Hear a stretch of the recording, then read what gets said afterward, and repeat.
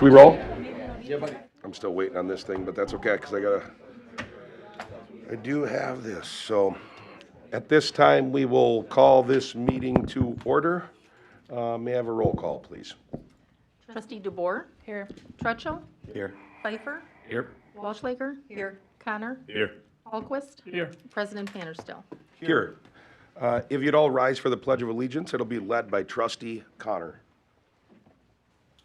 I pledge allegiance to the flag of the United States of America and to the republic for which it stands, one nation, under God, indivisible, with liberty and justice for all. All right, public comments. Anybody that would like to speak in public comments can step towards the podium and speak. Please try to keep it to 3 minutes. If you need extra time, just request it. But start by stating your name and address, please. Will do. Yeah, I'm Bill Knaus. I live at 340 Hollyhock Lane in Four Winds subdivision. Back here again, it seems like 8 years ago or so we did this with pedophiles and sex offenders coming in our area. And now I spoke up when it was in other people's neighborhoods, but now they're in my neighborhood. So it's a bit frustrating. I do appreciate the work that the board did at that time. It was great. But I think there's more work to be done, especially with this individual that's now down the street. So, and I'm wondering, I know you can't answer the question, but maybe we discuss it on Wednesday, but just to prep you for some questions. The ordinance 877-23, where it talks about residency restrictions, line 142 through line 145, talk about original domicile eligibility. A sex offender cannot be permitted to reside in the village if the sex offender was domiciled in the village at the time the offense occurred. And I think this most recent case, the individual is from outside of our village. And I guess it's frustrating that they were still allowed to domicile in our village. So I don't know if you all could check that out. Thank you for the time you're setting aside this Wednesday with our subdivision. We do appreciate it. But if we can maybe relook at these rules and please retighten them to keep these people out of our village. We do not need them here. There's already probably way too many. So thank you. Thank you.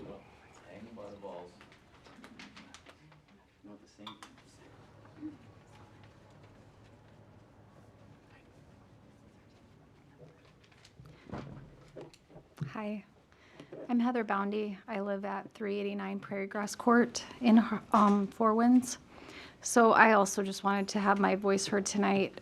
Very unhappy with the emergence of a sex offender in our neighborhood. Nobody was aware this was happening, and I think there's a general feeling of lack of safety and security. So I guess my concerns would be routinely every day there are kids riding their bikes to and from school without their parents because it's been a safe community to do that. If maybe there could be some sort of increased police presence during the time slot of like 7:40 to 8:05 when these kids are going back and forth. We don't even have the option of riding a bus. Even if we did, I'm not sure I'd want my kid just standing on the street. So, and then, you know, when they get out of school at 3:15 to like 3:35 in terms of like just having some police circling through. I don't know what all of our options are, but at this point, I just want to feel safer. So, and just to be heard that, you know, now if we go to sell our properties, we have to note that we know this person's there. So this is, you know, a huge disadvantage to us, and yet she's allowed to move in and then not tell anyone, by the way, my husband's going to get out of jail and come move in here, and this is all the things that he's done. So this is very concerning to all of us with little kids. And I just wanted to be a voice saying that I'm unhappy about it instead of just sitting home feeling unsafe and unhappy. Thank you. Thank you. Good evening. Chris Luth, 1221 Four Winds Way. We've lived there for 7 years, and one of the first things we did when we were interested in a house in Four Winds is we checked for pedophiles in that subdivision. Never would have bought had that been the case. And I'm sure there's other families that would do the same. And one thing I've been amazed about this subdivision is I go, this is the old sand lot The kids are riding their bikes. That doesn't happen anymore today. But it wasn't our subdivision, and I think that's going to be taken away now. He lives 2 houses down from our house. There's lots of nature paths, like 200 feet from the back of his house. The Centennial Park, if you notice, goes along our walkway, 1,000 feet from there. The path that the kids take to Swallow, 1,000 feet. So I just wanted to, again, thank you who have voiced their concerns. I wanted to voice my concern as well. Thank you. Thank you. Thank you. Good evening. My name is Amy Witt. I live at 1221 Four Winds Way with my husband and 4 children. I'm here tonight because a registered sex offender has been allowed to move into our neighborhood. The decision has had a direct and frightening impact on my family. My daughter's bedroom faces his house, and my son plays in the woods that border the man's backyard. As parents, we no longer feel safe letting our children enjoy the home and in their neighborhood. I'm deeply concerned about this decision and how it was made without maybe weighing the consequences for all of the children that live within this community. Our children's safety should come before any other consideration. This neighborhood is full of kids with trails that lead to Swallow School, which is only 1,000 feet from this guy's front door. I asked the board to explain, why this decision was made and what safeguards are being put in place now and how the village will prevent similar placements in the future. I think families in Hartland deserve transparency, accountability, and most of all, the ability to feel safe in their own homes. Thank you. Thank you. Anybody else that would like to speak in public comment?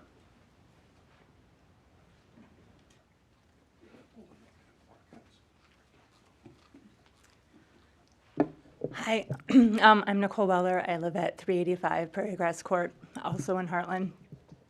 I basically have all the same thoughts of the people that just got up here as well, and concerned about how someone like this can move into our neighborhood. And even if you want to turn it around and look at it for the safety of the offender who moved into our neighborhood, I feel like it's almost like dangling a carrot in front of him. You have a school, a church, and a neighborhood full of kids. And today I had to pull into the neighborhood behind him as I watched 2 of my little girls come down the sidewalk, biking and scootering past as he also drove in the opposite direction. And I was just in my mind thinking, please don't look at my kids.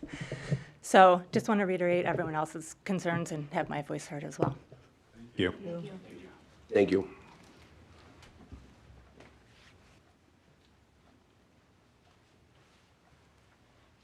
Good evening. Greg Moransky, 1153 Four Winds Way. Echoing the same comments, I think what our area, and I think all of Hartland really should be looking at is just leadership from the village board to look around Waukesha County and the state, to look at what the current ordinances show for the different ways that this is dealt with, and with our help, with the rest of the community, kind of a push to see what else that you could do to make this a better situation in the future. So that comes with the types of things that are included in our ordinance. That includes the radius from those things that are excluded from the map, which all have been looked at, I know, in the past in 2018 and again in 2023. But our area, along with other areas in the village of Hartland, will be looking for just your leadership there. So thank you. Thank you. Thank you.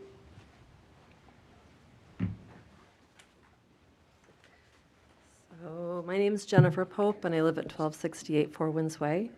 And again, echoing everything everyone has said, first, I just want to thank you guys for being willing to be on this board and take up this issue and listen to these concerns.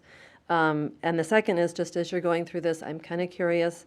So looking at the relevant ordinance that he was mentioning, one of the definitions is facility for children, and it includes anything that includes a public school, a private school, and then there's a part of the ordinance talks about public park, parkway, parkland, park facility, but excluding pathways providing access to or between public parks, and goes on from there. So I guess I'm wondering, the areas are in Four Winds. There's the Ice Age Trail, I think is probably more than the 750 feet away from the property, but would the path behind it, which could be in Merton, or the little forest area there behind in Merton, would that be included in this definition? And if so, then I know there's an appendix in the ordinance that shows, you know, kind of like the bubbles as to what's 750 feet away from a school and whatever. But it also mentioned in the ordinance that if there's an error, that would be fixed. So perhaps this is a way to, I don't see anywhere the definition of parkway, parkland. So maybe it counts. I don't know. It's a stretch, but maybe that works. So thank you, guys. Thank you. Thank you.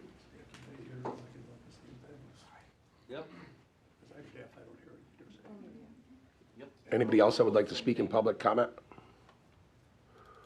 Since all the comments were about the same thing, and I know this is a very big issue, anything that you want to say, Chief? If there isn't, that's okay. No, I could address a couple things. So one thing that's a little different than the norm, this person's on federal probation, which is different than our typical state probation. We work with state probation on a much more frequent basis. As taken aback at this as you all are, I was as well. And then we were, I will say, also strung along to some degree in the sense that we were told that he was actually not going to move into the residence for a period of time. And we continued to go back and forth. And then I eventually made the decision to say, under the statute, I'm allowed to make the notification that I did. And I always look at it this way, as I'd rather be safe than sorry. And I wanted the residents to be aware if this was going to happen. And when we went back and forth a couple times, I said, enough's enough.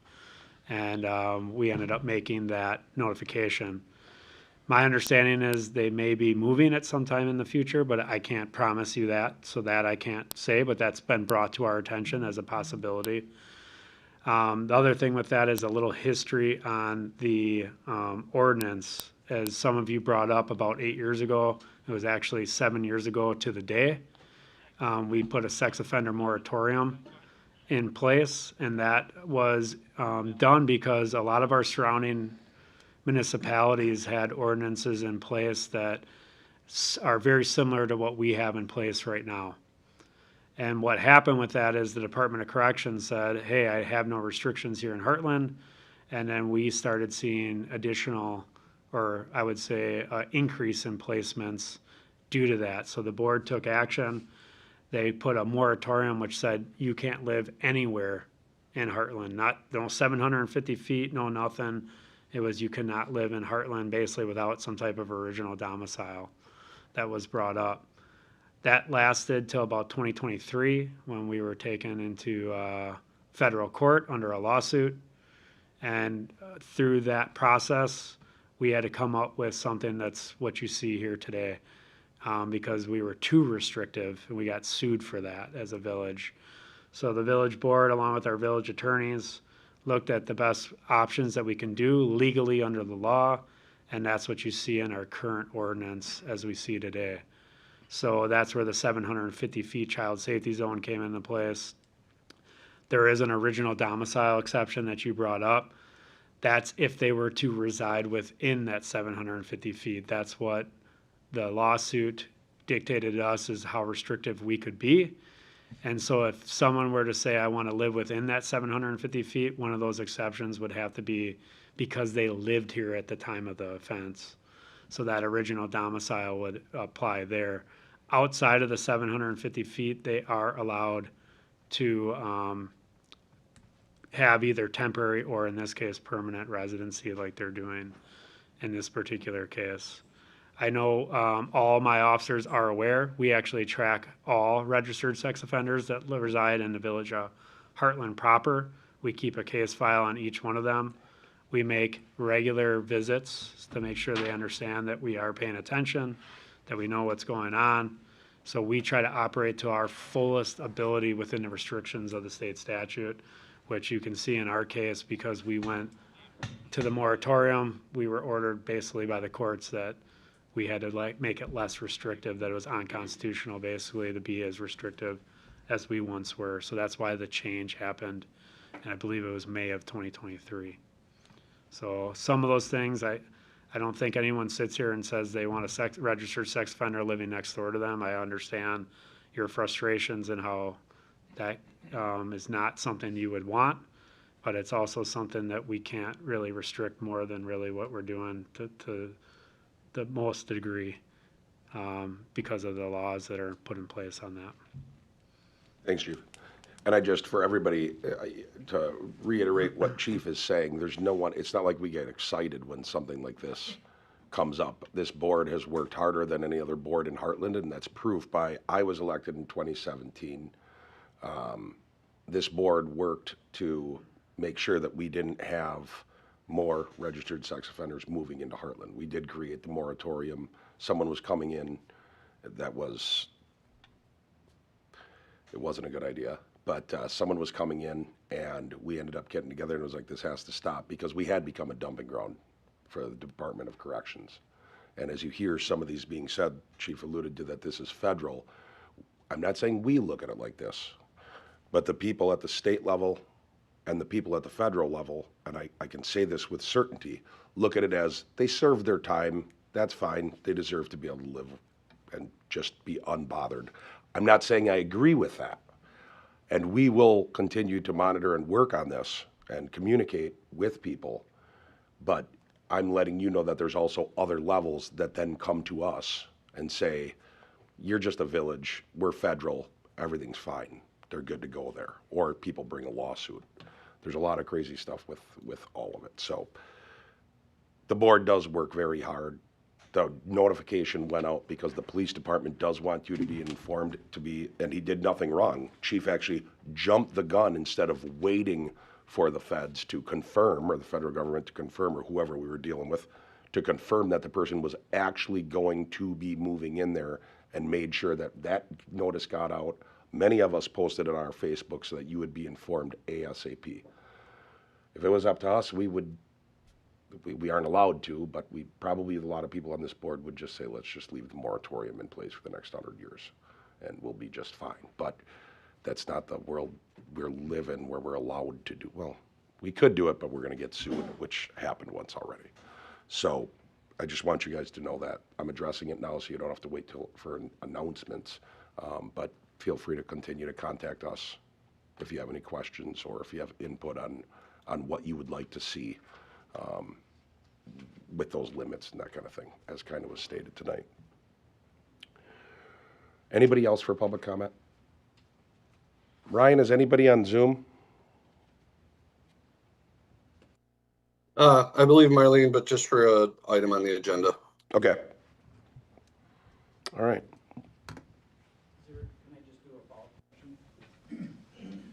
Chris Luth, 1221 Four Winds Way. So I know the city of Delafield has 2,000 feet, and I was wondering if their restriction has ever been challenged in the courts. Not aware. I'm not aware either.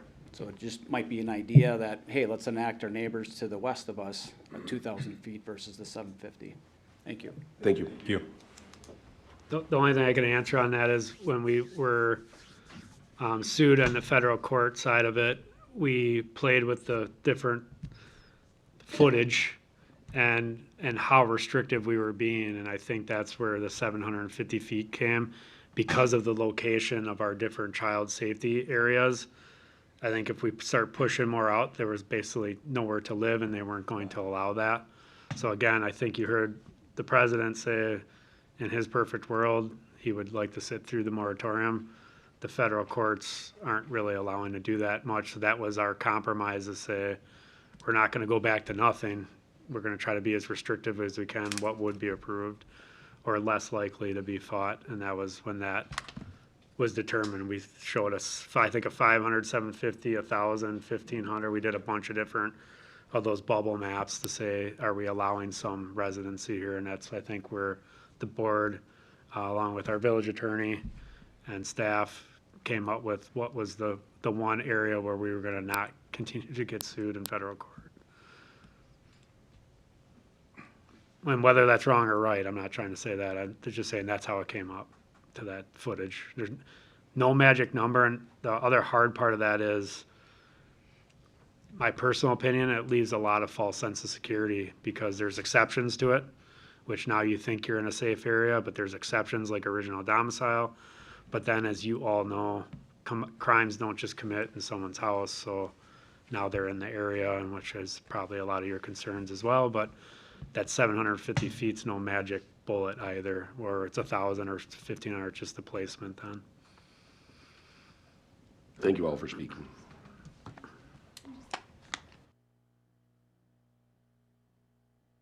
To add a follow-up question too, because I think the state is 1,500 square feet, and so I don't know why they would require us to have a smaller limitation than the state overall. I mean, it's not really our fault. We have schools in a small community.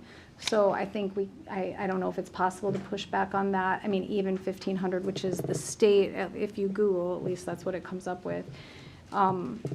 And now you're mentioning it's like a federal case, and I understand we're told about the GPS monitoring, but to what degree do you have visibility to that? And if there's like some breaking of that, do you right away know? Is anybody looking at it real time? Like what sort of checking in on the parole status? Like it's just a matter of safety, just feeling like we really are having like the right people watching. Yeah, the Village of Hartland Police Department has no access to that. So that's the federal probation office that has access to that. How well they're staffed is, I'm not sure, to be honest with you. I can tell you this, their communication on this was less than ideal. Within a day of getting that, I saw him on his motorbike, his like sport bike in the neighborhood, not going the speed limit. So, I mean, it's distressing to just feel like, hey, this is all, life's good, I'm just gonna do whatever I want. That's how I'm already perceiving it, and it's just not a good feeling. And I'm not aware of the 1,500-foot state rule. It's really community by community on how restrictive you're being depending on the square footage. So if you have wide open areas that don't, like, let's say we were 30 square mile community, not a 5.5, and our child safety areas were well spread out, we could have a 2,000 square footage rule, but it would still allow residency within that jurisdiction. Because we are a smaller with those spread out, when you start getting to the bigger footage, then it restricts more, and then you end up back in federal court for those things. And there are advocacy groups that are looking to do that with municipalities.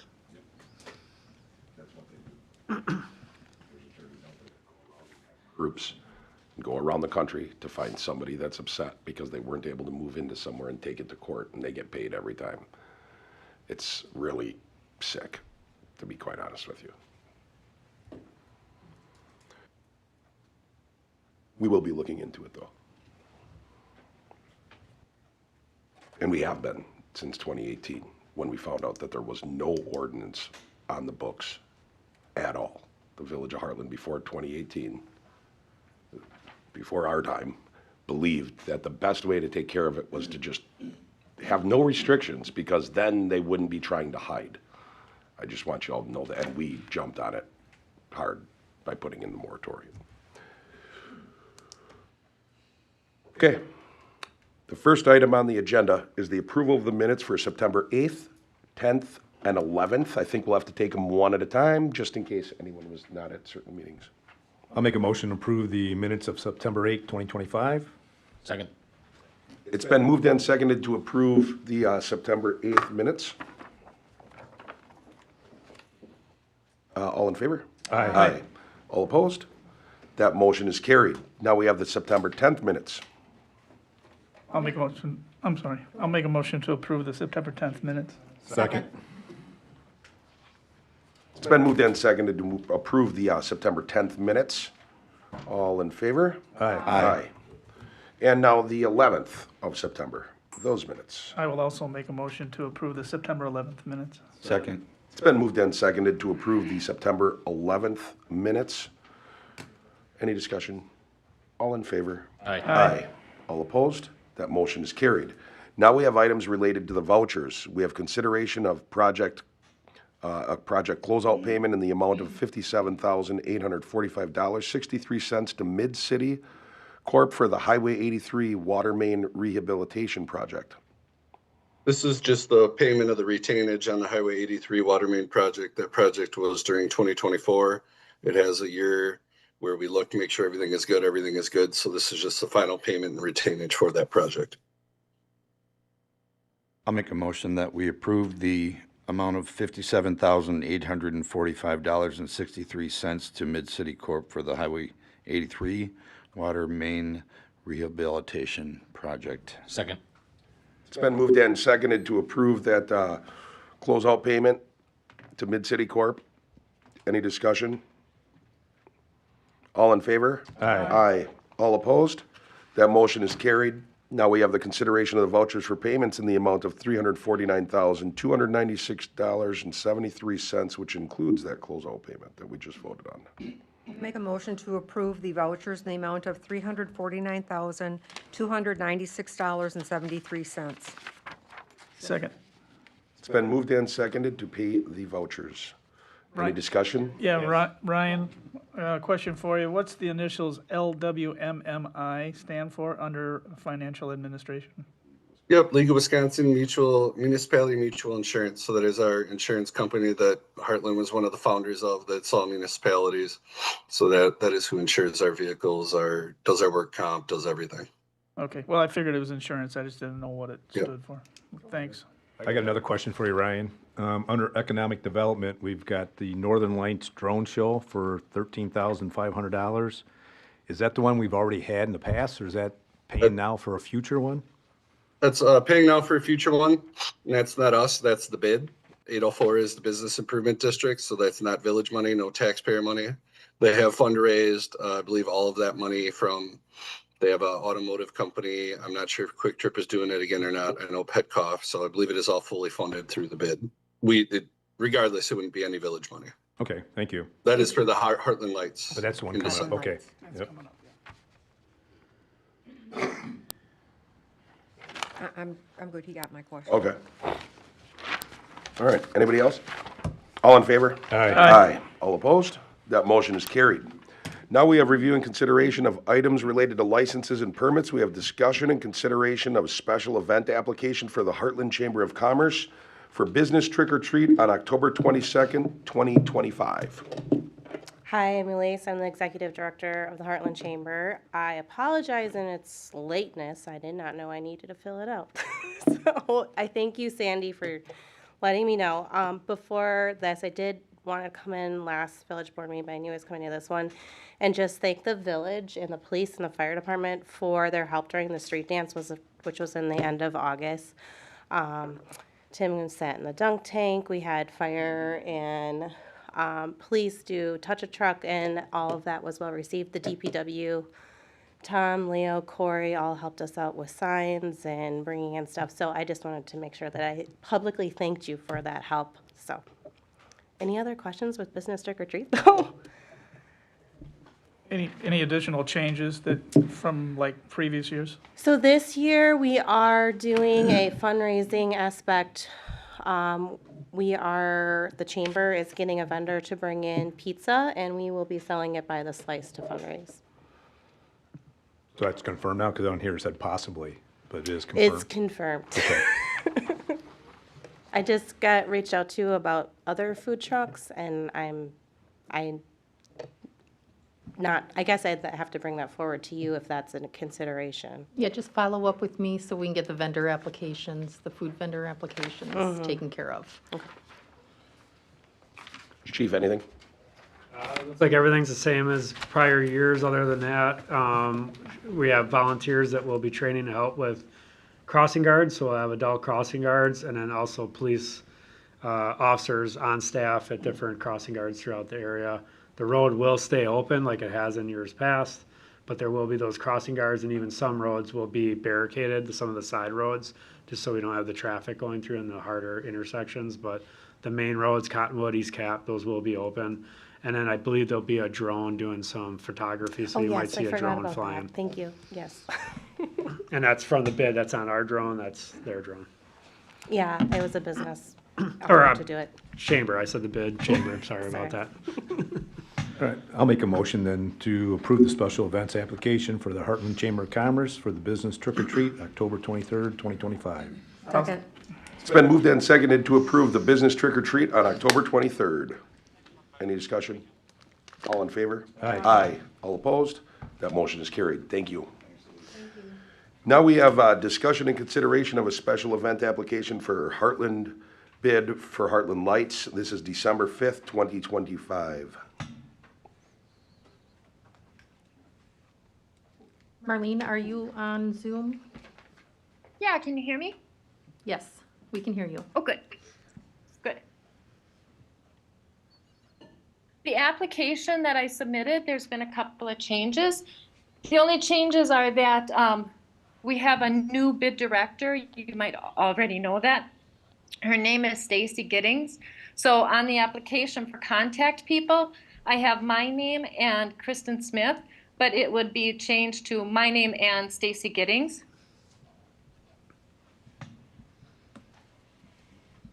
Noted. The emails will stay the same. The cell phone number it says phone number, and I had Kristen's phone number there, but Stacy's phone number is instead of the 366-2345, it should be switched to 262-646-0499. And then day of the event, it's my cell phone number, and again, cross out the one that ends with 2345 and add Stacy Giddings' number, the 646-0499. And Marlene, did you submit an application with that information on it, just a resubmittal with the amendment? No, I just got that information today. Okay. I can update that on the application, that's not. Oh, thank you. If you could just send an email so that we have record of it, that would be great. Sounds great, can do. And if you could just give a brief overview of the event? Sure. What is this? I think is it our 17th, 18th year? We've been doing it since 2009. So we will do a tree lighting ceremony at the Village Square Tree with St. Charles Carolers and North Shore Middle School Ensemble singers singing and doing announcements. And I always do announcements saying what the participating businesses are offering that night.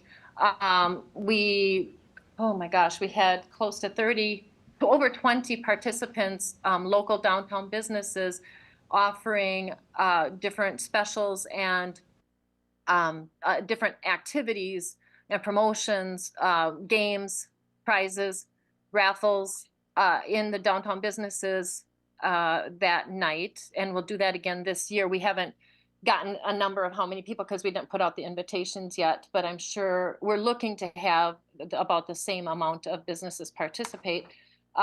We will have Santa and photos with Santa for people to download.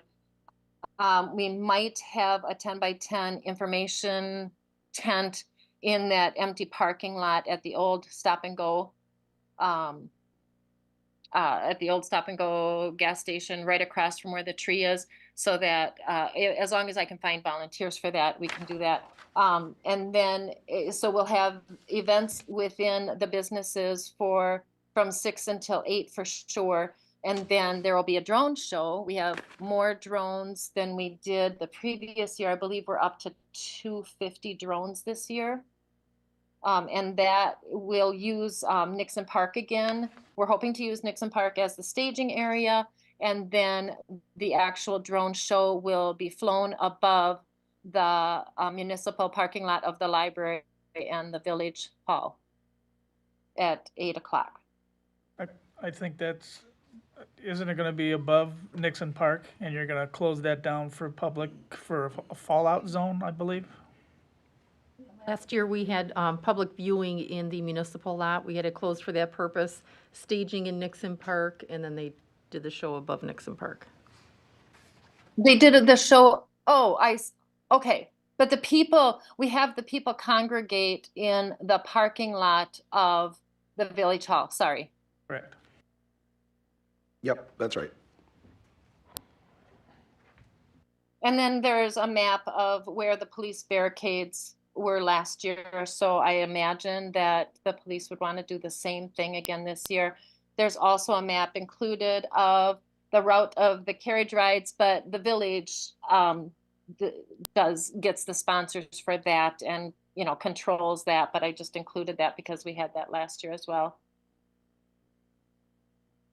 And then there will be a very short temporary street closure from Haight Street to our corner where the tree is lit, just during the ceremony. Anybody from the board have any questions? I'll make a motion to approve the special event application by Hartland BID for Hartland Lights, December 5th, 2025. Second. Been moved and seconded to approve Hartland Lights. Question. Yep, discussion, motions on the floor, go ahead. Just with the change in leadership, I just wanted to confirm too that vacant gas station on the southeast corner of Cottonwood and East Cap, it sounds like you will have some stuff there. I just want to confirm that's private property. You do have the proper approval from that property owner. We have in the past. I didn't Okay. do that yet this year. So that would be the only thing we would want to confirm. And then from the police department aspect, they talked about the road closures, no parking barricades. We would take care of that as we have in every Okay. other year. But yeah, that we don't get approval for that. That would, the bid would have to make sure they get that private property approval. Okay, I'll come into the village. I don't remember where that contact information is, so I'll have to come in and find out who to contact again. Sounds good. Anybody else? Discussion? All in favor? Aye. All opposed? That motion is carried. Thank you. Thank you. Have a good night. You too. You too. Now we have discussion and consideration of a firework permit application by Lake Country Lutheran High School for October 3rd and October 5th, 2025. Hello, I'm Catherine Bagans. I'm principal at Lake Country Lutheran High School. Thank you for allowing me to be here tonight. We've got a couple different events. We have October 3rd is our homecoming game for our homecoming celebration, and we've done this in past years too, where we have fireworks at the kickoff of that game, and it's just a fun event. The October 5th event is actually a new event for us. It's a memorial event. It's a run walk for Brent Adler, who passed away about 1.5 years ago, and he was a pillar in our community. And the memorial run walk event will be not only in memory of him, but also to raise funds for a scholarship for students to attend Christian schools. So we're looking forward to launching that event. We'll have most of the fellowship time on our turf field, and then we'll be using our cross-country area for a run-walk event, and then fellowship time on the turf field with the plan to have fireworks at 7 o'clock that evening. Chief, anything on this that you have any issues with the run? No issues. In the past, they've been minimal amount of fireworks, Yep. so, and we've always got a truck up there for it, so. Perfect. I'll make a motion to approve the fireworks permit applications by Lake Country Lutheran High School for October 3rd and October 5th. Second. It's been moved and seconded to approve the event for Lake Country Lutheran High School on October 3rd and October 5th. I should say the events. Discussion. Question for you, and I must be missing it, but I know that the Village of Hartland needs to be named on the insurance as additional insured, and I don't see them on here. Where is it? I'm missing it. Not for their own fireworks. What? Not for their own fireworks, only if it's on public grounds. Okay, well, that's what it says on the application. Correct, but that application, okay. Does say in description of operations, the following are included as additional insured. Well, I guess it does name the high school. I'm just going by what it Additional, I'm sorry, additional insureds, Lutheran High School. It does say Village of Hartland. Goes, yeah, and then it goes, yeah, it lists Lake Country Lutheran High School and Village of Hartland. I was looking up here. It had to be on there somewhere. Thank you. Any other discussion? All in favor? Aye. Aye. All opposed? That motion is carried. Thank you. Now we have items related to the issuance of $5,075,000 general obligation promissory $5,075,000 in general obligation promissory notes, Series 225A. We have consideration of a letter of engagement with Quarles and Brady LLP related to the proposed issuance of the general obligation promissory notes. And then we have a presentation of the pre-sale report for the general obligation notes, Series 225A. Ryan, how do you want us to take those? Do you want to have the presentation first? It honestly really doesn't matter. I mean, you know, the engagement letter for it is the first item on the agenda. That's just when we got it from them. That's how they recommended doing it. And Mr. Johnson with Ellers is right in front of you. Mm-hmm. He can give that presentation, so. All right, however the board wants it. I just thought the presentation might be better to do it before the vote, but we can take the vote. I'm fine either way. Okay. It's easier. If someone wants to make a motion, they can.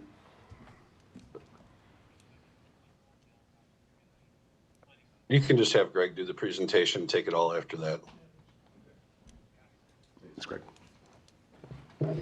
Good evening, Greg Johnson from Ellers. I'm here to discuss the preliminary financing plan for the $5,075,000 general obligation promissory notes. These notes finance capital improvement projects that the village plans to undertake in over the next 2 years. The village borrows money for capital improvement projects every other year.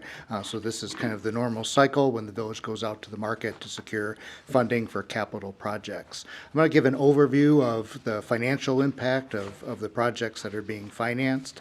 There are projects related to general village capital projects, which will be repaid by the levy for debt service. And then there are also projects that are related to the utilities, the water and sewer utility. The portion of debt service related to the utilities will be repaid by revenue streams and user charges from the utilities themselves.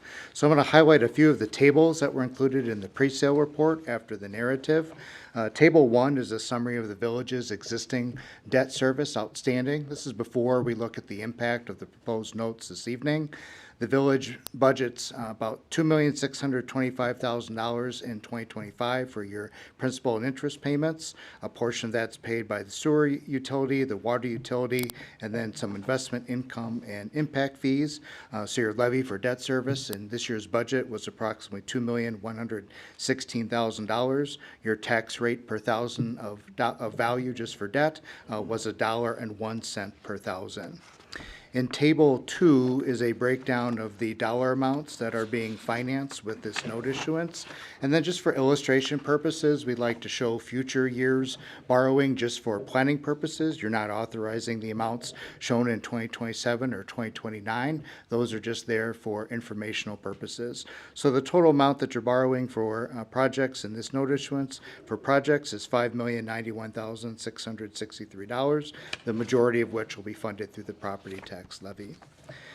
Table 3 breaks down the borrowing amount by the repayment sources. So of the $5,075,000, $3,845,000 will be repaid by the levy. Water is $800,000 and the sewer is $430,000. So in terms of the financial impact of the notes, that's on Table 4, the estimated principal and interest payment schedules. The levy portion of village projects, that's amortized over 20 years, and the water and sewer portion is amortized over 10. So we're estimating the total principal and interest will be $7,429,608. These interest rates are higher than what we're seeing in the market presently. We've kind of built in some cushion. It's about 50 basis points, which is 0.5% higher than current market rates. Table 5 just shows the overall financial impact of your existing debt and these proposed notes. So kind of in the second grouping of columns off to the right under the heading debt service levy, total net debt service levy, that shows your projected levy going forward with these notes. And then for illustration purposes, future financings in 2027 and 2029. If you financed all those projects over that planning period, your debt service levy is projected to increase by about $26,000 per year. So with this financing, that'll first impact your levy for next year's budget in 2026. Your levy for debt service this year was $1.01 per thousand. Even with that about $25,000 levy increase, your tax rate for debt service in the 2026 budget will be about 92 cents per thousand due to growth in your tax base base over the past year. And then finally, we'd like to touch on your general obligation borrowing capacity. That's a legal requirement. You cannot have principal outstanding that exceeds 5% of the village's total equalized value. So with this note issuance at the end of 2025, the village would have $22,420,000 of general obligation debt outstanding. That's 19% of your legal limit. So you legally could borrow another $94.7 million, which I don't anticipate you'll do anytime soon, but you have, you have a healthy amount of borrowing capacity remaining. So the action item that's later on your agenda is a resolution. This is really the beginning of the debt issuance process. If you choose to approve that resolution, where we go from here is we start the debt issuance process, which we will assist the village with from start to finish. The sale of the notes is scheduled to occur on October 27th, the regular meeting date of the village board. That's the date where we will accept bids on the notes and come back and present the final sale results to you for award that evening. And then at the conclusion of the financing process, the village will get the proceeds on November 13th. So it's typically about a 60-day process from start to finish. So that's the overview of the debt issuance process, the impact of these notes. I'll be happy to answer any questions. Can you go back to table 4? And I just wanted to ask, based on what you're describing with the lowering, how much is being recaptured or prepaid, so to speak, that's folding into this $5,075,000? Is part of that, was that what you were saying, is that it's like a refinancing of some of it that's sitting on the books now? No, it's all new money. It is all? It's all new Okay. money, correct. Okay. Correct.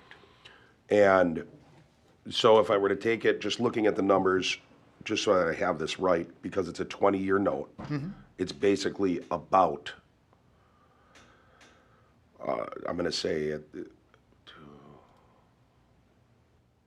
what's the annual, if I were to break it down, am I right that it's about $200,000 a year in interest?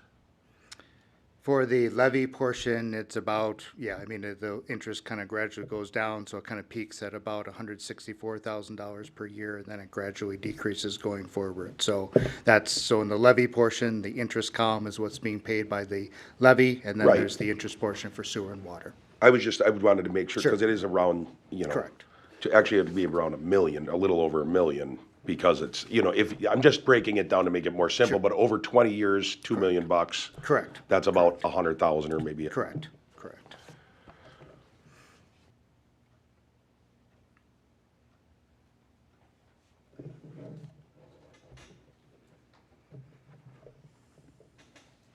Yeah, so at this point, you guys would go back to the agenda item and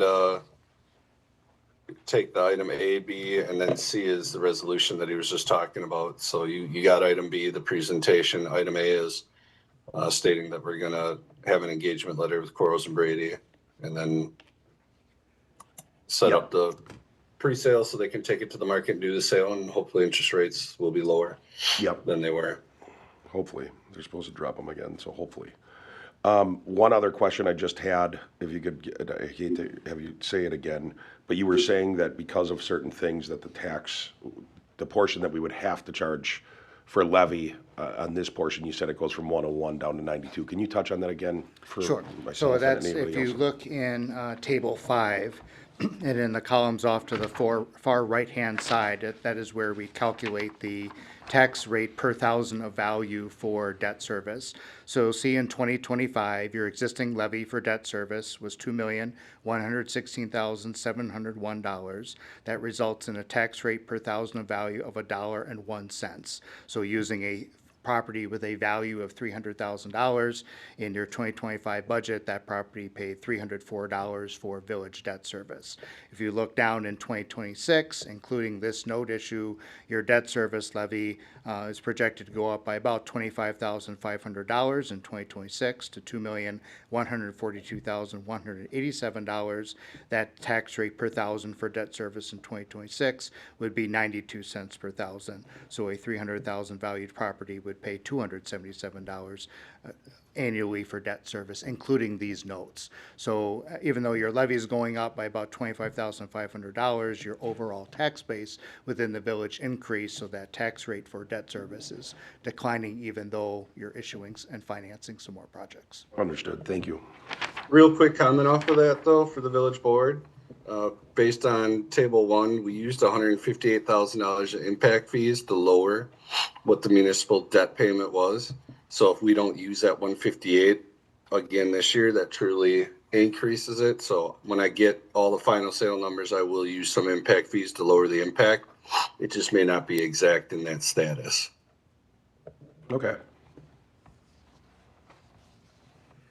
So I'll make a motion then that we move forward with a letter of engagement with Quarles and Brady related to the proposed issuance of general obligation promissory notes. Second. It's been moved and seconded to move forward with the letter of engagement with Quarles and Brady related to the proposed issuance of general obligation promissory notes. Any discussion?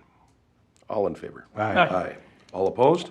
That motion is carried. Now we have the presentation of the pre-sale report for the $5,075,000 general obligation promissory notes. We already did that. Yep. So now we have item 5, which is the consideration of the resolution that's providing for the sale of approximately $5,075,000 general obligation promissory notes in the Series 2025A. So I'll make a motion then to approve the resolution providing for the sale of approximately $5,075,000 in general obligation promissory notes, Series 2025A. Second. It's been moved and seconded to approve the resolution providing for the sale of the general obligation promissory notes, Series 2025A. Any discussion? All in favor? Aye. Aye. All opposed? That motion is carried. Thank you. Thanks, Greg. Thank you. Thank you. Now we have items that were referred from the Plan Commission meeting of September 15th, 2025. We have a consideration of an extraterritorial certified survey map for the Carrick property, tax keys DLT 0767024 and DLT 07670050004 on West Lake Drive, town of Delafield. This was sent from the Plan Commission. Not much of a chance that this would ever come into the village, but we are given the right to review the extraterritorial certified survey map because it's within 1.5 miles of our borders.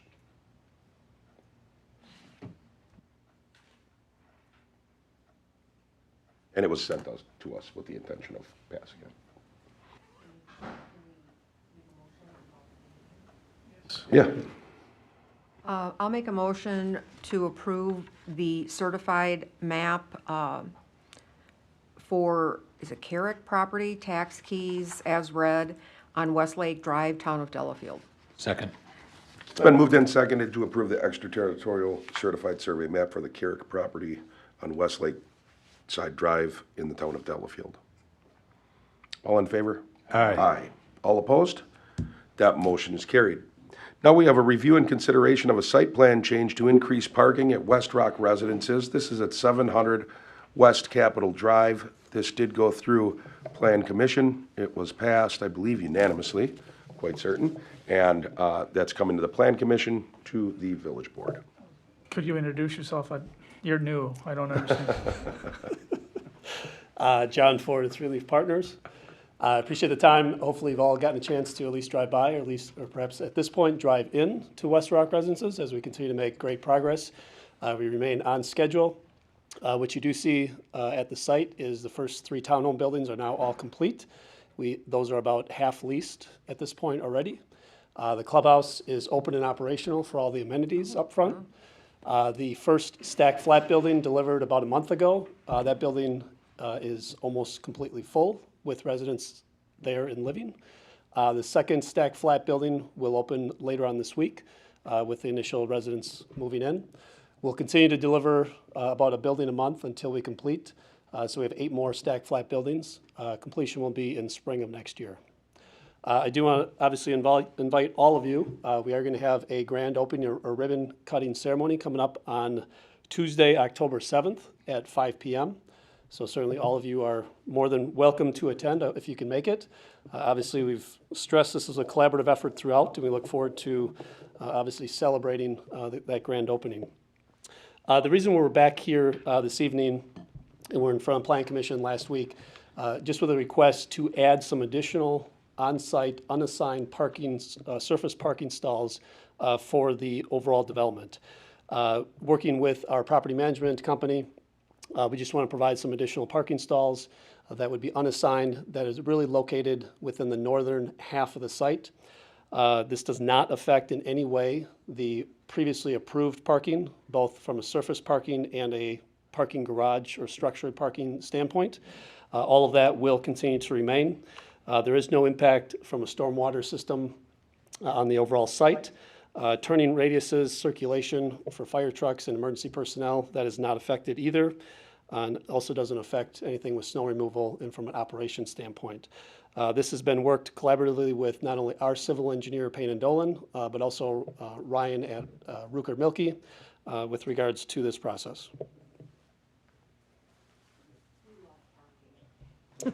I know you do, Ann. So, question I have those on the letter from Ryan, dated September 10th, were all those concerns addressed? I mean, I know you mentioned some, but he mentioned about, the walkways, safe ways and all that, so that was addressed at the Planning Commission? They moved a couple things. Okay. Yes. I'll make a motion to approve the site plan change to increase the parking at West Rock Residence at 700 West Capitol Drive. Second. It's been moved and seconded to approve the site plan change to increase parking at West Rock Residences. Any discussion? All in favor? Aye. Aye. All opposed? Motion carries. Great, thank you. Thank you, Mr. Ford. Thank you. Now we have review and consideration of the Eagle Pass development. This is going to be the preliminary plat, the development agreement and deed restrictions, stormwater management plan, and site plans and specifications. Again, we went over this at Plan Commission. If we do want it represented, we can do that. Ryan, anything you want to add on this? No, again, just everything tonight will be contingent on staff approvals and staff agreements by Ryan Antman, Scott Hussinger, and the developer agreement with Attorney De La More and Von Briesen. I believe, is Attorney De La More in the audience now? He is. He can speak more to that, but they are working back and forth with that. So any agreement, improvement, any work that would be started on the site, Ryan Antman sent something today stating that, everybody understands the conditions that will have to be met in order for this development to start. We just received the updated development agreement, is that correct, today? Right. And so I thought maybe our attorney can Yep. chat about that. Yeah, the agreement you received has very few changes, largely technical. There's no issue there. The declaration has 4 items that need to be discussed, but again, they are not an impediment to your taking approval contingent upon the resolution of the differences. One thing that I should point out to you is that the village has, in my opinion, a very antiquated ordinance which provides for the submission of a preliminary plat to the village for redistribution to objecting authorities. Most communities currently, when they are reviewing subdivisions, have the developer submit the plat directly to the state, and the state takes the responsibility of redistributing those documents. In this particular situation, the state appears to have reviewed the preliminary plat and now has redistributed it to the county. And at this point in time, we do not have a preliminary plat that you can take action on. However, in working with the engineer for the developer, we agreed that we would include an exhibit as part of the development agreement that would be a pre-final plat that describes the configuration of the development, but more importantly, those features which have to do with surface drainage, which is a key consideration here, not only for the village, but for the adjoining neighbors. And the developer has agreed to generate that document. I have the understanding that it's been submitted to the clerk, who in turn included it in the package that you have. So I recommend that you take action to approve the development agreement and the declarations, subject to compliance with the requests of the village staff and myself. And in addition, and we don't know when the preliminary plat is going to be in our hands, but in addition, there was a question raised by the developer as to whether they could commence with the erosion control installation and the cutting down and removal of trees. Myself and Ryan Antman have discussed this at length, and we both strongly recommend that no pre-work be allowed until such time as the development agreement has been finalized, signed, and recorded.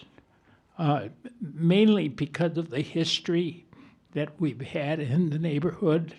This is not a tract of land that's in isolation, and it may give rise to speculation as to what is going on. And at the same time, we do have to get the paperwork finalized, signed, and approved by you on a contingent basis. And we have the developer is here, or their representative. Calvin Klimek with Roth Professional Solutions. I just have a question for Hector. How long is that going to take? So you guys just got the developers agreement today. Is this something that can be concluded by maybe the end of the week, or is this another month out, or how long? We I don't have have no any control. idea because it's with the state.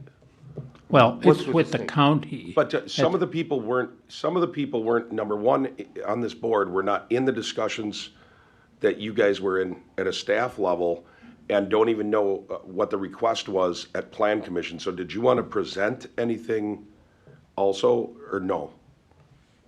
I thought I just heard Hector say that no construction until the developers agreement is signed and recorded. Hector's the village attorney, and his recommendation to the board Yes. was to do that. Okay. But some of these people are not on Plan Commission, so they are not, I mean, they know now that you had made a request to start work early before we have a final plot map. But I'm saying, do you want to present, I don't think I'm doing anything wrong by asking this. Do you want to present No. to anything to the board? Sure. We have submitted the preliminary plat, like Hector said, to the state. It's now made its way to the county, where, I don't know, I paid the fees last week, so I'm expecting, their final approvals, in a very short time. And based on our conversations with Ryan and Hector, most recently, it was like, okay, we have to get the developers agreement signed and recorded. We have to get the letter of credit taken care of. We need to get insurance paperwork taken care of. We need an erosion control permit from the village. And I'm expecting an erosion control permit or a notice of intent from the DNR here in the next 10 days or so. And once we have all of that done, I'm hoping that in 10 days or 2 weeks that we can start putting in silt fence and taking down trees, because it's going to be October. It's like the year's almost shot, and so if there's anything that the village board can do to aid us along so that we can start something and try to salvage the remainder of the year, it would truly be appreciated by myself and Mr. Shervy.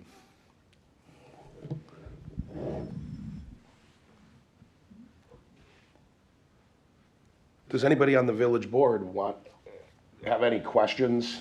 At Plan Commission, they presented, and one of the questions they had was to start cutting trees. I mean, you've heard from Hector now, there wasn't, go ahead. Could, Ryan, I'd like to hear your response to that statement about earlier discussions and how you feel about that. Yeah, so again, in my opinion, I would be fine with the board approving anything that Ryan Antman, Scott Hussinger, and Hector. So if Ryan Antman becomes comfortable with it, at that point, that's fine. I don't know how long it's going to take the county to review all of this. I understand it is getting later in the year. They'd like to get some of that legwork done so that they can probably start grading and doing things in the spring. So again, I would just put it that Ryan Antman, Scott Hussinger, and Attorney De La Mora got to give blessing for any work to be started. Because Ryan's not going to let something go if he feels the weather conditions or controls aren't in place for it.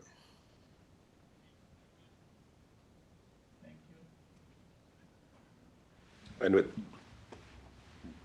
I'm just going to put in my 2 cents, especially with the history in Hartland of there being problems. I'm just saying, going off of the statement that Hector made and being in contact with Ryan Antman saying wait until there's a final approval that any work should be started. It's my opinion that that's the direction the board should go. I understand wanting to work quickly and do things like that, but we're not talking about building a shed. We're actually talking, even though it's not that many houses, it is another subdivision that abuts right up to a subdivision.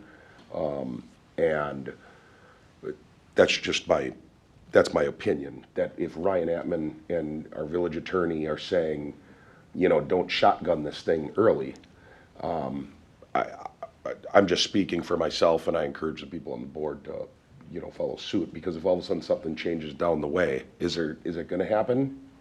Probably not, but if it does, it can be pretty tough to enforce because we've allowed them to do the work. Anybody else have anything? I'm going to have to agree with you since I'm not on the planning commission. I'm just hearing this now, and that's a big vote to take, not knowing all the details. So I have to rely on the experts.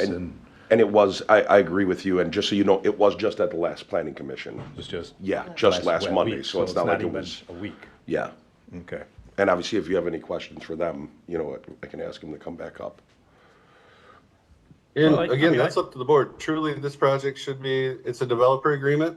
So once a plat is finalized and approved, and a developer agreement is finalized, approved, and recorded, at that point, that's when they should start work. They're asking if the board would allow it to start early. And again, in my opinion, that would only be at the blessing of Ryan Scott and Attorney De La Mora. And if the board doesn't want to do that, they'll have to wait until all that is submitted and completed.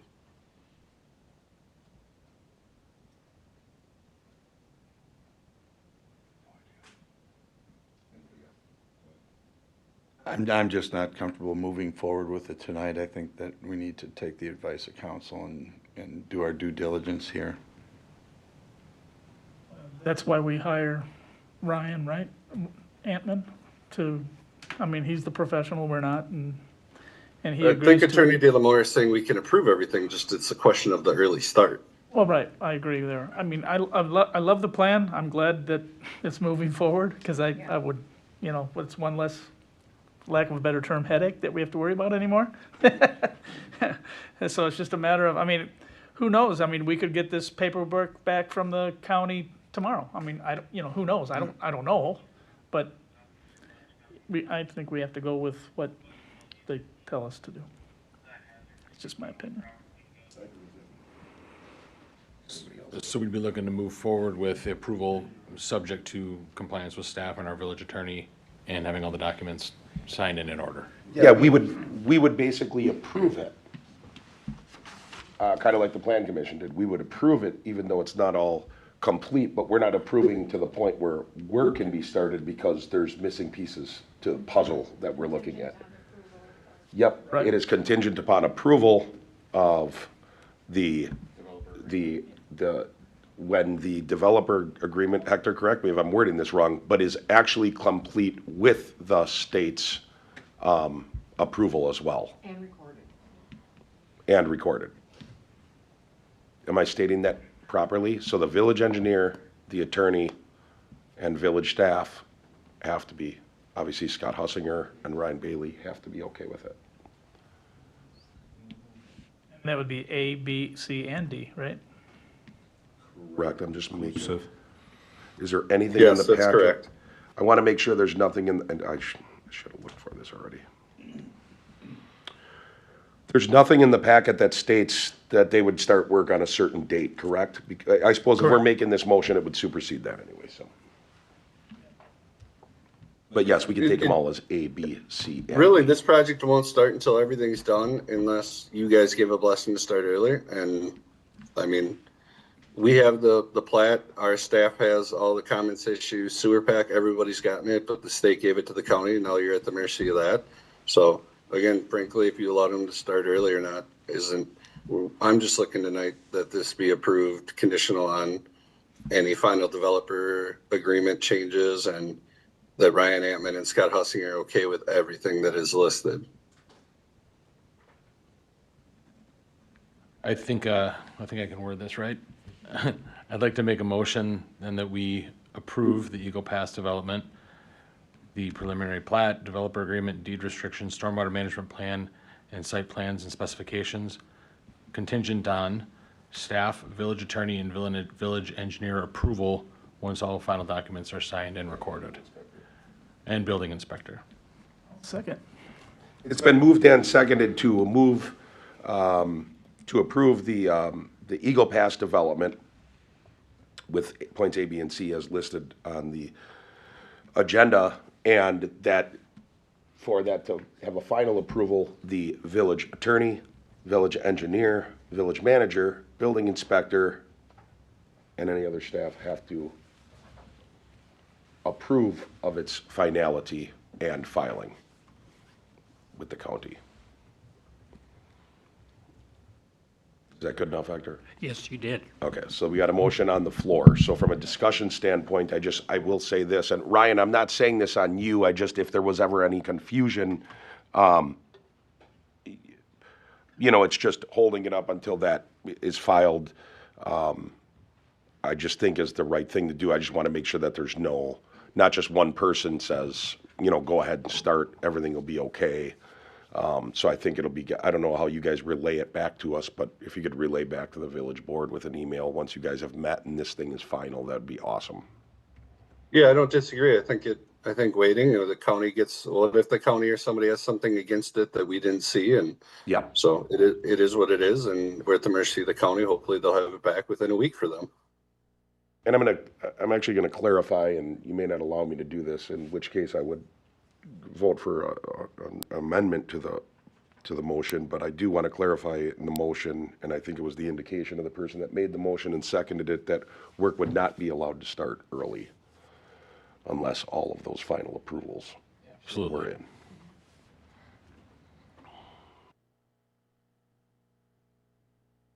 Just providing clarity.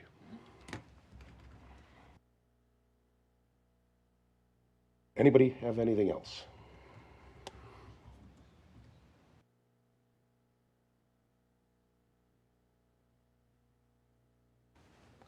May I ask one more question? So what I understand is that your recommendation is to approve the whole enchilada, subject on Ryan, staff, building inspector, Hector, whoever, granting final approvals.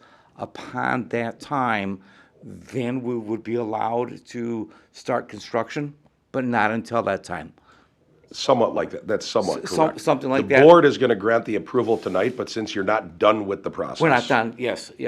When that process is all done and everything is all set, where there's nothing else to touch except for the work to be done. And they will have had a meeting and they will all have given a thumbs up on it, said, we're good, everything's good. It's now filed with the county. At that time, the building inspector will then issue that permit for work to begin. Okay, and thank you. I hope you guys say yes. It's been a long time coming. But Yes, I understand. you will not be able to start before that time. I understand, yes. He just doesn't have to come back here. Right, Yeah. right. Anybody else?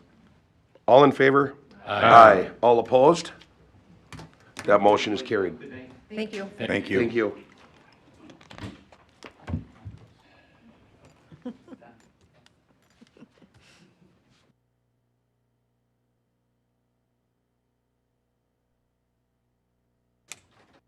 Now we have announcements.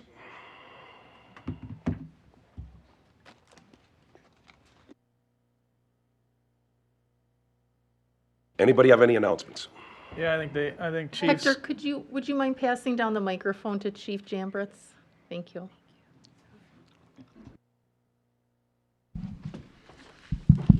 Today, the academy started for some of our new hires, so we have, I believe, 6 people going through the Lakes Area Academy. That'll be a 3-week thing, starting out with fire and EMS and all that kind of stuff, and then we run them through a couple of days at the station also. So in that are 2 new full-timers, hopefully. They're still going through their physicals and psych evals, so as soon as we get the results back on that, then we'll probably have a swearing-in ceremony after that. So other than that, been a busy weekend again, so. Couple quick things. We had our part-time administrative assistant background completed today. So I just have to review that. We should be moving forward with filling that position. You may have seen in the last staff update, there was some news articles about a comic book theft / I'll call burglary, because it really was a burglary. That was actually from a year ago. We sent that out in a staff update. Last year, the DA's office just charged it just now. So that was something we did a search warrant, if you recall, in Milwaukee with Milwaukee's assistance. Our major investigations unit took part in that, and it did involve several comics, some of which I think the highest price comic was one comic was $9,000. So there was tens of thousands of dollars worth of comics, which actually led us to he was actually stealing some other property as an employee at that particular storage complex. So that did happen here in Hartland, and it was a year ago, but finally getting charged now. Obviously, we talked about the sex offender release. You saw that notification go out for 1236 Four Winds Way for Brian Ganos. We're working, it's a federal case, which I kind of talked about before, which is not the norm. Typically, they're on state probation. We work with State Department of Corrections, probation parole. Federal has their own probation and pre-trial service division. So we're working with them. That's not just a relationship that we have as well built as the state people. So we're still working through some of their rules and regulations on that. And as you heard me earlier, that process was, I would call, a little disjointed in the sense that we were told that he may come to that location. And then when he made that final location, he was like moving in that day. So it went very fast, very quick. And that's why there was such an abrupt notification. If he weren't to move in there, I didn't want to make a notification and have a bunch of people upset and to that alert if it wasn't going to happen. So we were trying to rule that out and figure that out. I will say this, some of our verification came with our detectives getting in contact with this particular person. And while they were talking on the phone, they were actually looking at other homes. So there may be a relocation at some point. I don't know when or 100% if that will happen, but they were looking at purchasing another home to move to when we finally made verification that their plan was to move into that address on Four Winds. And then we sent out that information. And then Can I ask you a question on that? Yep, absolutely. What is the federal guidelines on the probation or whatever? How many times do they check in or whatever? We don't know. I don't know. Okay. No. So their boilerplate rules are pretty standard type rules that they have in place that I received those today. That's that they do check-ins. It doesn't say on the frequency. They can schedule meetings at the house. They can do all that kind of stuff, but it doesn't talk anything about frequency on here that I see. What is our rules or yours under your jurisdiction? So we always do an annual check-in, and then we'll usually do, if you recall, on trick or treat, we go with state probation parole. I don't know if that's something the federal agents do as far as joining up with us to do that. They have a lot more authority than I do because they can go into homes without warrants. I have to have warrants still and do a lot of that type of stuff. unless I have some type of reasonable suspicion or probable cause. So we meet with them, and then we meet with them at least annually to ensure all the information is up to date. And again, we keep a case file at the police department with all that information. But I can't sanction like a probation agent can. I don't have that authority to say you broke this rule, or I can notify that probation agent. They can enforce those rules. I can enforce laws or ordinance only. And then the last thing I was going to mention is, and I might be stealing Ryan's thunder, but obviously Ryan's on Zoom. They're all out at the EMI, or Emergency Management Institute, for that countywide FEMA exercise. Very timely event. We got Brian DeBarge, new deputy chief, with the police department. Cajal with the fire department. We have Tom, who's newer in his position at the Department of Public Works, and then now Ryan there. And I think it's a great opportunity for them to see how some of these larger scale events work on the emergency operations side and get some of that experience. And not only that experience, but the networking within the county to now handle those. I can say that helped me work through this last flooding incident. While we weren't that greatly impacted like some of our neighbors, it was a pretty seamless event for us to work through that. Yeah, just bouncing off that, I think there's about 60 of us from Waukesha County. You have Town of Brookfield, City of Brookfield, Sussex, Pewaukee, Waukesha County, City of Waukesha, Quantico, all over. We're all here, and we'll have some interactive exercises the next couple days. So just kind of ironic that we all did this about a month ago. With the floods, that was our pre-exercise.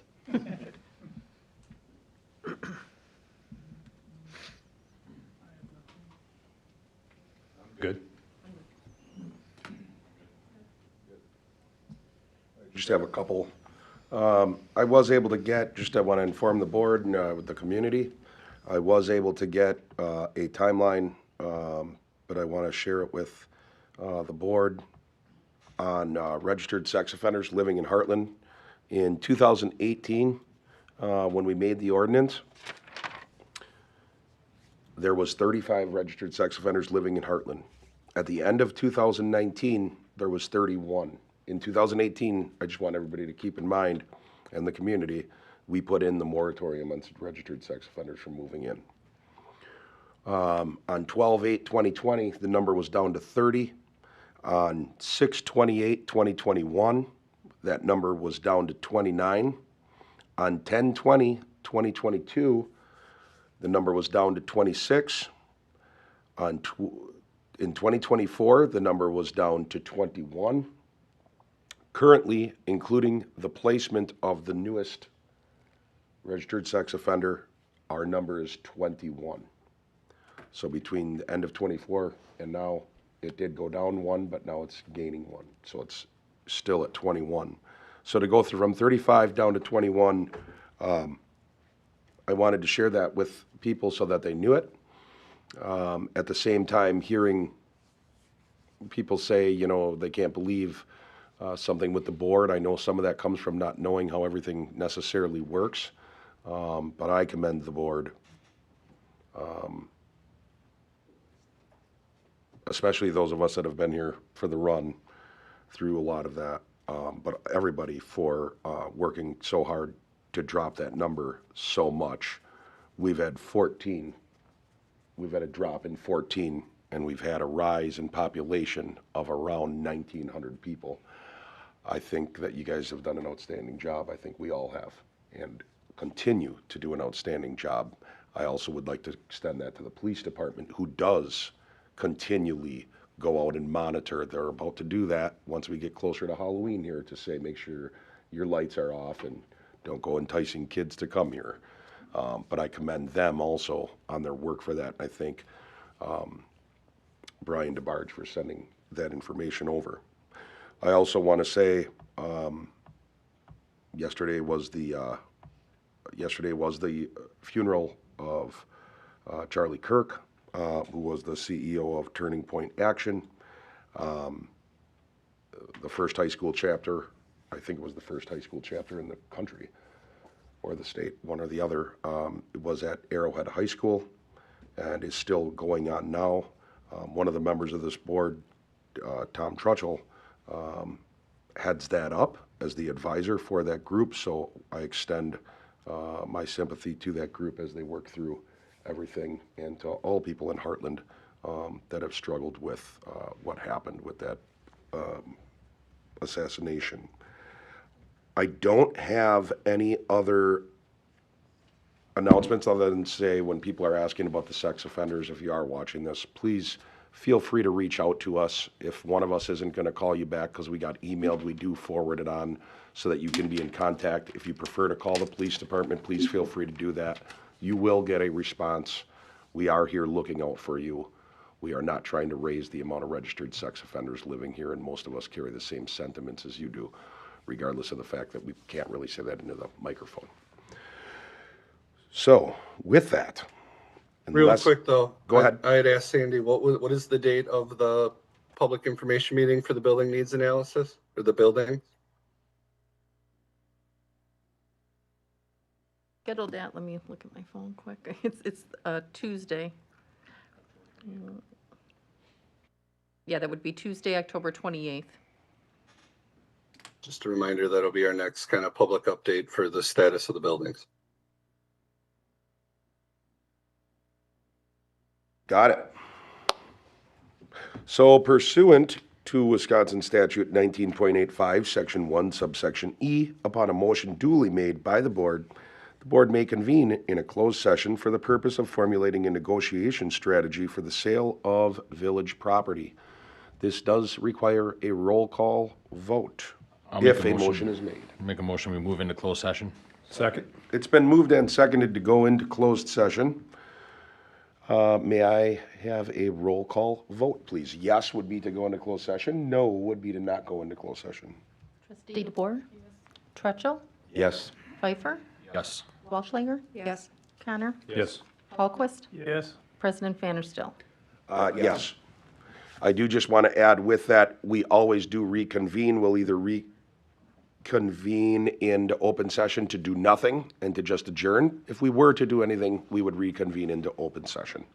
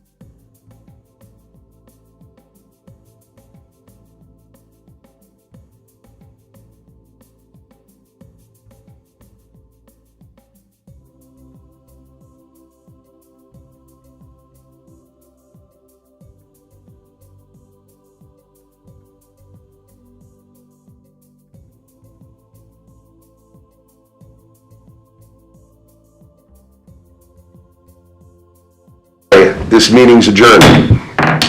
Sorry, Ryan. Good night, Ryan. Go have a bourbon.